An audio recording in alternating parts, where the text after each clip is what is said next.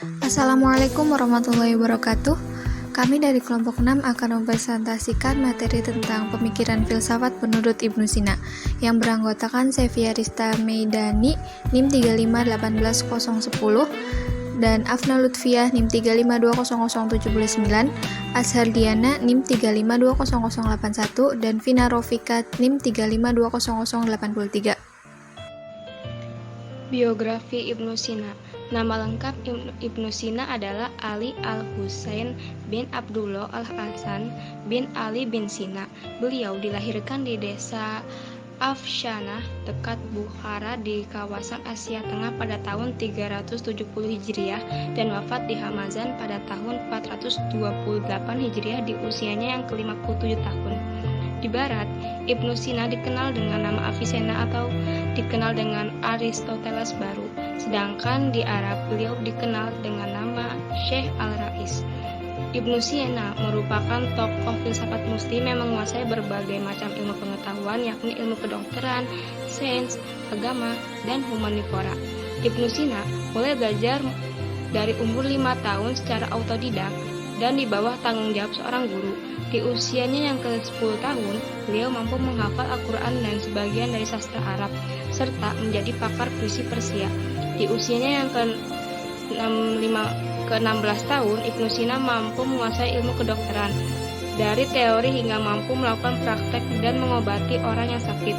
Ibnu Sina juga merupakan seseorang yang paham akan ilmu tata negara, sehingga di usianya yang ke-18 tahun, ia telah disibukkan oleh berbagai urusan negara, mengajar di universitas, menjadi filosof, penyair, serta pengarang yang produktif di bidang ilmu pengetahuan seperti filsafat, kedokteran, kenegaraan, perbintangan, musik, bahasa, dan sebagainya. Setelah ayahnya wafat, beliau hidup berpindah-pindah hingga akhirnya menetap di Isfahan di usianya yang ke-22 tahun. Filsafat emanasi. Filsafat emanasi dalam filsafat Islam berfungsi untuk memurnikan tauhid. Emanasi adalah teori tentang keluarnya suatu alam makhluk atau wujud mungkin dari zat yang mestinya ada, Tuhan. Dari pemikiran inilah Tuhan memikirkan dirinya yang Maha Esa, karena pemikiran Tuhan tentang dirinya adalah suatu daya yang dahsyat, di mana dari daya tersebut terciptalah sesuatu yang diciptakan. Pemikiran Tuhan tentang dirinya itu adalah akal pertama dan wujud pertama yang keluar dari Tuhan. Selanjutnya ada filsafat jiwa.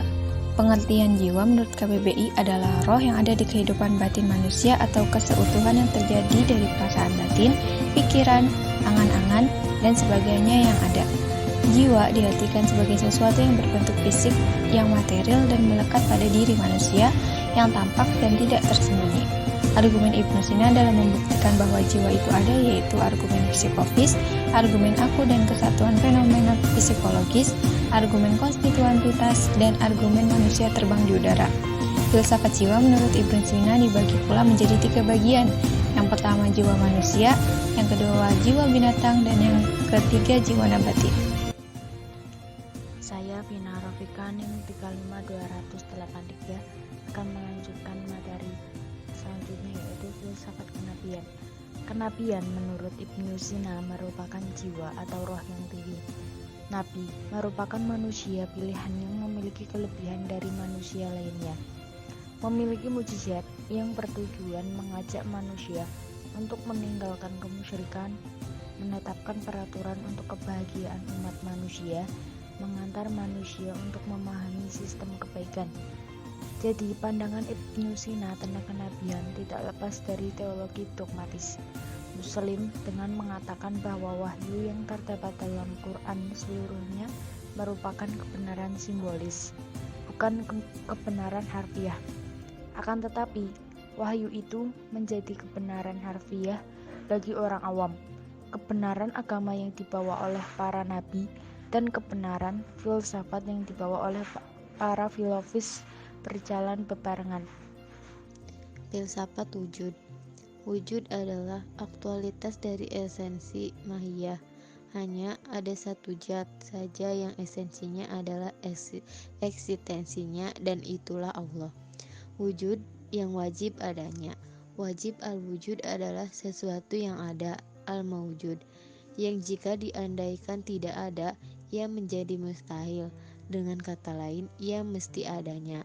Sedangkan yang dimaksud dengan mukmin al-wujud adalah yang tidak diandaikan, tidak ada atau ada. Ia tidak menjadi mustahil.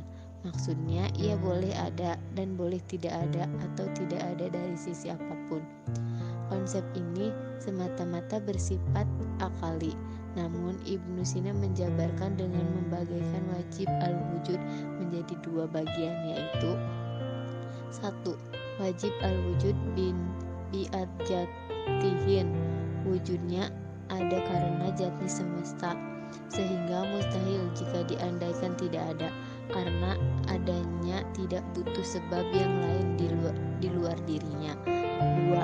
Wajib al-wujud bigoirihi, wujudnya karena ada sesuatu yang lain di luar zatnya, umpamanya tempat adanya tidak bukan karena dirinya, melainkan hasil penambahan dua dengan dua.